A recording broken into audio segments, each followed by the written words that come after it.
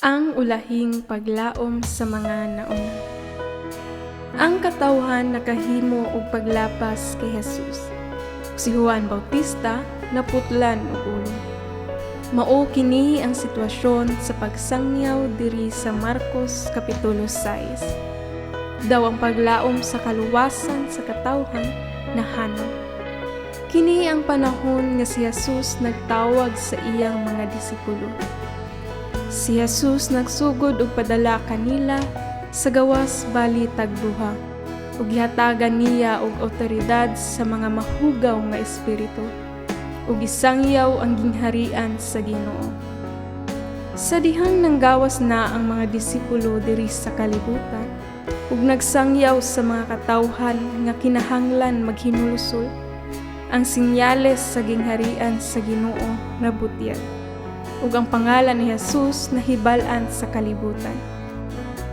Ilang gihinginlan ang daghang mga yawa ug gihaplasan ni laglana ug giayo ang daghang mga masakiton.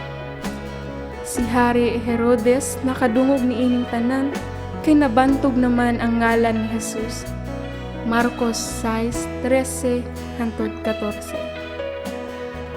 Kita misugat sa sekularisasyon sa simbahan. Ang moralidad sa simbahan, ang hiwi nga interpretasyon sa maayong balita, ug ang simbahan nga wala na nagbasa og Biblia, ug ang simbahan nga wala na nagwali sa tinuod nga maayong balita sa Biblia. Ang panahon daw niog, apan aduna gihapoy paglaom. Kung adunay tawo o simbahan nga makawali og maayong balita, nga nakasuot og sapatos ug pares sa sanina, dili tinapay o kwarta, nan aduna gihapoy paglaom niining kalibutan.